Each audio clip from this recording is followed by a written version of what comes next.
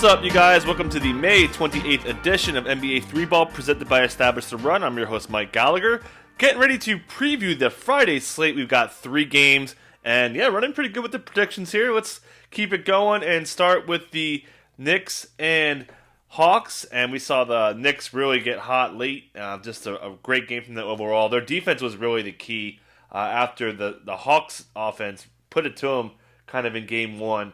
And yeah, just starting with the Knicks side of this, Julius Randle got really going offensively in the second half after he had been shut down. Second half, 35 usage rate, 60 true shooting after just 28.8 true shooting in the first half, and then 31.4 in game 1. So basically doubled where he was at. Usage rate spike. Also drove it a lot more. He had 19 drives in game 2 compared to his 9 in game 1. So that was a factor. They used him more in ball action, which makes sense to bring those doubles on the low post. They can kind of get the ball up higher and work their way down to get the offense flowing that way. Really nice adjustment. So we know Randle crushed them in the season with 37 points. Don't think he's going to be quite that good because he's going to get so many hard doubles. But he's in play now with the way that they shifted their offense to get him the ball a little bit higher to get him going. Derrick Rose, of course, was really another key factor with 39 minutes. Going to play a lot. I think he's a beneficiary if they do bring so many hard doubles to Randle. Still, again, expect that. So Rose is going to play a lot. Probably a good bet to start. We saw what happened. How Tom Thibodeau said after the game that it was a different look, and that's why you have your bench. So he may try to stick with it. It's just pointless. I mean, they fall behind for the 5 or 6 minutes or whatever else out there, and they're chasing it. So just go with your best unit, which is good news for Taj Gibson. We know Tibbs talks about this all the time. He wants his bench kind of together. So I think that really, really benefits Taj Gibson, who was magnificent as far as his impact on the defensive end. Did a pretty good job protecting the paint from the Hawks big. So he would be a guy who benefits just off minutes. Certainly not a big per minute guy, but hey, definitely capable there. And then also Reggie Bullock was called, quote, the unsung hero of the game and for the team. So definitely a guy I think gets pretty good minutes. Not the biggest upside because he doesn't really do much besides shoot the threes, occasional steal. So that does affect RJ Barrett a little bit. We saw his minutes get cut down because Alec Burks was so good in the fourth quarter. So maybe, kind of a mixture. You're kind of just rolling the dice. Barrett's been really off ball a lot, so that takes away some upside from his assist there.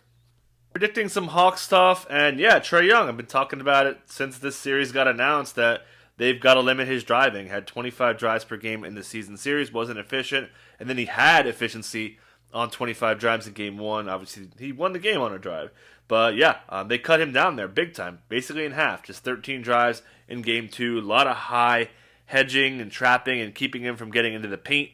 Big difference as the Hawks offense fell apart here in the second half. So a lot of things you could do with that, assuming they are going to do a little bit more of Bullock and put more size on him.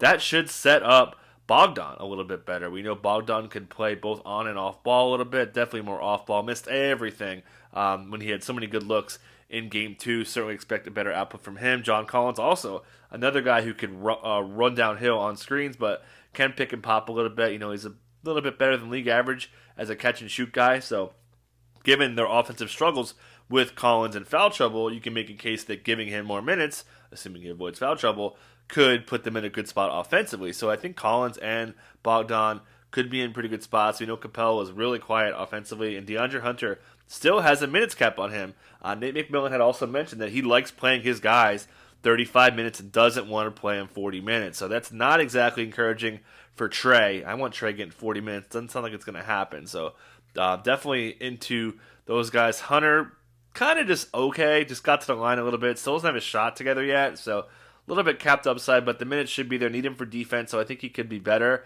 given the lack of overall stat output so far. The Nets are traveling to Boston for Game 3 after smacking them in Game 2. An injury here, Jeff Green is going to miss at least 10 days for a foot injury, so that changes a lot of stuff. He was really anchoring that second unit. Usually he's been closing with Joe Harris and the big 3, so losing him is going to help 2 guys specifically, Blake Griffin and obviously Nick Claxton.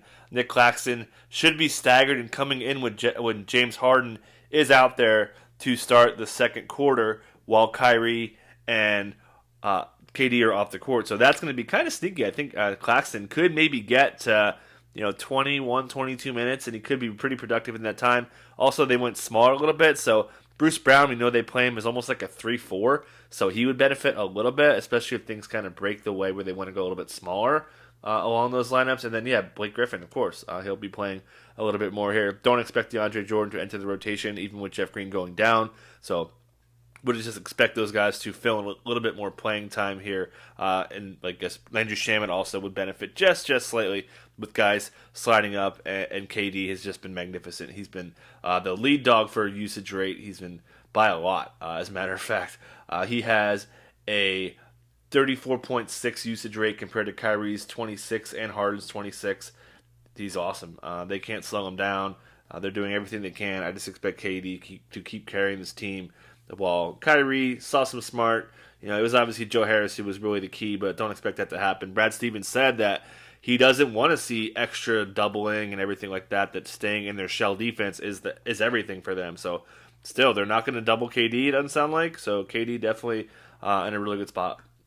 Celtics side, we do have Kemba Walker questionable with a knee injury. Got added to the injury report on Thursday. We'll see. Obviously, if he doesn't play, you're going to see Marcus Smart start at the 1, and then it gets a little tricky. Brad Stevens talked about wanting more size, so I think that would, regardless even, maybe get Grant Williams in the rotation, possibly even start, because they got to put more size out there to slow down Kevin Durant and everything. But Marcus Smart certainly has better opportunity here. He's got pretty good assist numbers, terrible shooting in his minutes with Tatum without Brown and Kemba, so he would benefit. And just quickly on Tatum, man, the Nets have taken him out of this game from a perimeter standpoint. 0 catch and shoot makes. He has a 26.7 effective field goal percentage on his 15 pull-ups. Even worse on the ones that weren't pull-ups, the kind of just catch and shooty-ish shots. He's missed everything of those. So a terrible jump shooting. 5 of 15 on drives. They totally neutralize Jason Tatum. I don't think it's going to change. Kevin Durant's too long, and Tatum can't really shoot over or around him. It's been really difficult for him. So Marcus Smart has to step up. I think Evan Fournier has to step up. Brad Stevens wants more passing. So I think Tatum may be more of a facilitator here to get the rest of the guys going. To the Clippers, man. We got a possible starting lineup change coming today with Ty Lue saying that we'll see, which means I think there's going to be a starting lineup change. Serge Ibaka questionable with that back injury that's kept him out for a bit. So you probably got to start Zoo. You really can't overcommit your minutes on the bench that way. I think you'd rather start big, fill minutes, and then work your way out that way. So I think Zoo starts.